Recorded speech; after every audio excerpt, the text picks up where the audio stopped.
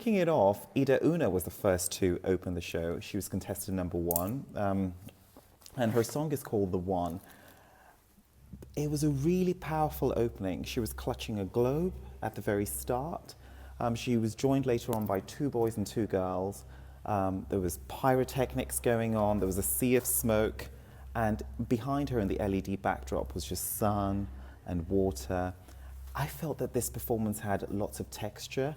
It, you know, for a little schoolgirl kind of singing a big number, she kind of seemed to have a lot of self-confidence, and it really played out beautifully on stage. Being the first one to go up is often a tough gig, but I think that EDA could very well end up being a super finalist in this particular, with this particular song. Well, next up was Thomas Ring. Now, Thomas Ring is one of the big stars in this particular show. He's won X Factor. He's performed to thousands and thousands of fans in big arenas. He also has a successful albums in both English and Danish, #1 single and all the rest of it. And he's gone for a more simple staging. So he's all in black, really rocking a pair of really tight fit skinny jeans, and he's got a jacket on, and he's got his head pulled back in a ponytail. Very simple, very stripped back.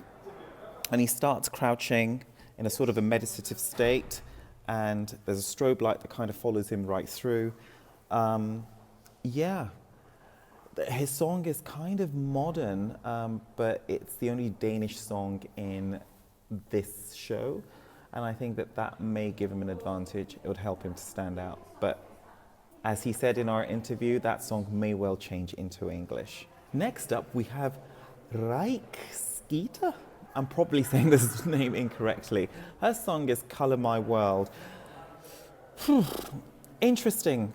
She's wearing a white coat dress, and she's got these mustard beads, and she's got these really unusual looking thigh-high mustard boots with a heel. And she's joined by a number of dancers. This act needs a little bit of tidying up. There's lots of smoke colors which kind of fill the stage, almost kind of obstructing her view and the view of the viewers. And there's also confetti in different colors. So it's Color My World. The LED graphic is full of colors, burst of colors, very colorful. But at the same time, it's just a wall and an explosion of colors. And it'll be interesting to see how this pans out. Next up, we have fan favorite Anja Nissen. Now, her vocals, you cannot fault them. She can sing the house down. Everybody was rooting for her.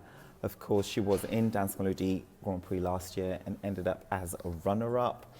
There's lots of high hopes riding on this one. It's one of the fan favorites. It's also doing very well in our poll. She is wearing a red dress, hugs her beautifully, showing off her body in a very flattering way. It's a big number that she sings, goes through, you know, peaks and valleys and lots of really high notes. She hasn't got any backup singers or dancers, and it's just her on stage, but she is filling that stage, she is filling that arena. And the LED that she uses also weaves between raindrops and then fire, balls of fire. And she ends it towards the end of the song in this sort of wind machine moment. It's good. It was kind of one of the highlights of the sort of the first half of the show. Song number 5. We're halfway now. It's a band called Mercury Calling. It's unclear whether this is actually a 5-piece or a 2-piece. Interestingly, 2 of them are visible on stage, and then you've got 3 other accompanying musicians in silhouette. Visually, it is striking, but once that hits you for the first 20 seconds, the music does not sustain it. I've heard people say that, you know, this is good. It's kind of divisive almost. Personally, I don't even think they're in the race. Yes, they're one of the 10 to kind of move forward. Will this do well? I just can't imagine who'll vote for it. The song is very simple. It's very stripped back, but not in, yeah. See what you make of it yourself. And from Copenhagen, we move to Miami. Anthony's next. Now, Anthony won X Factor as well, as one half of a duo, and now he's going in Dansk Melodi Grand Prix solo. The song is called Smoke in My Eyes, and it's like urban, jazzy, poppy R&B. For my taste, it's just a little creepy. You've got four male dancers and Anthony chasing after this girl who's just running around kind of looking really, it's odd and it's uncomfortably heterosexual. Anthony can sing, Anthony's a great performer, but I just wish that he played to his strengths rather than perform a song that is so cliched. Yeah, even the LED didn't really say anything. It was a really poor use of LED. Anthony obviously has a huge fan base. This may do well, but judging it on its merits, it's one of the weaker entries tonight. Or it was one of the weaker entries tonight. We move on to song number 7, Renee with Warriors. Now this is really good. Staging wise, Renee was joined on stage by 4 identically dressed female dancers who were wearing the sort of purple bikini tops with black spandex. It's very sleek, there is choreography, there is movement. And yeah, it's kind of age appropriate for him, but at the same time, this can relate to a much younger crowd.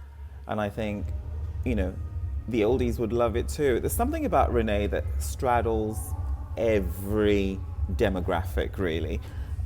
He's dressed in all black, and the LED is just these random lettering kind of just popping out in different kinds of colors, blue, green, and then towards the end, it spins into this giant orbit. It was really good to watch. And what I think also about Renee was that it appealed to those in the arena, and definitely it would even have a stronger appeal to those who are watching it on television. And we move on to song number 8, Northern Lights by Sada Vidu. This is a visual spectacle, I kid you not. Sada comes out in this Verka Kadushka inspired glass dress, and she's got bright blue hair and she wears a red ribbon on it. Aesthetically, this is beautiful.